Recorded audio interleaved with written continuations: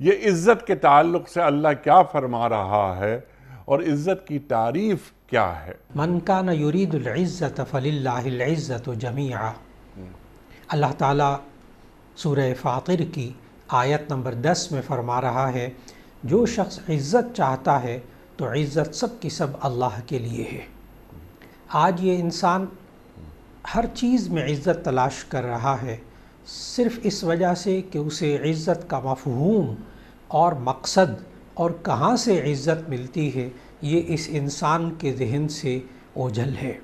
یا اس کی معلومات میں کمی ہوتی ہے، اس کو وحی الہی کی رہنمائی نہیں پہنچ پاتی، جس کی وجہ سے وہ آج عزت کسی اور چیز میں تلاش کرتا ہے۔ اصل میں لفظ عزت ہم اردو میں بھی اس کو عزت ہی بولتے ہیں، اور عربی میں ایک محاورہ ہے، تعرف الاشیاء بازدادها، کہ چیزوں کو اس کی ضد کے ساتھ پہچانا جاتا ہے، اور عزت کی ضد اللہ تعالیٰ نے خود قرآن مجید کے اندر بتائی، ذلت۔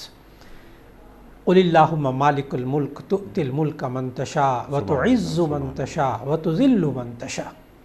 تو کبھی کبھی الفاظ کو سمجھنے کے لیے جب ہم اس کے الٹ، اس کے اپوزٹ کو دیکھتے ہیں تو ایسی صورت میں اس کا بڑا اچھی طرح مفہوم سمجھ میں آ جاتا ہے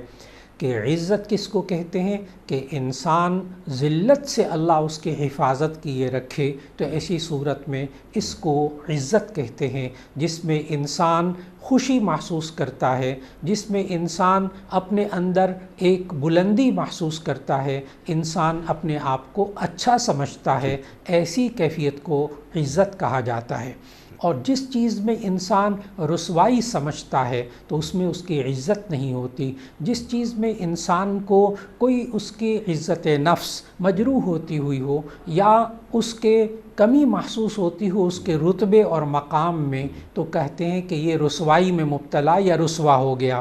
معلوم ہوا کہ جس کام میں انسان کامیاب ہو جائے تو کبھی وہ اس کو عزت سمجھتا ہے، کبھی انسان جو ہے وہ کپڑے اچھے پہن لیتا ہے، اس کو عزت والا سمجھا جاتا ہے، کبھی انسان بہت بڑے عہدے پر پہنچ جاتا ہے تو اس کو عزت والا سمجھا جاتا ہے، کبھی کسی انسان کو شہرت مل جاتی ہے، مال و دولت مل جاتا ہے تو وہ کہتا ہے مجھے عزت مل گئی۔ تو ایسی صورت میں آج یہ انسان وہ عزت جو اللہ تعالیٰ نے قرآن مجید کی اس سورہ فاطر کی آیت نمبر 10 میں اللہ تعالیٰ نے بتائی کہ یاد رکھنے کی بات ہے، من کان یرید العزت، جو شخص عزت تلاش کرنا چاہتا ہے تو ایسی صورت میں فللہ العزت جمیعا، ساری کی ساری عزتوں کا مالک اللہ ہے، وہی عزت والا ہے۔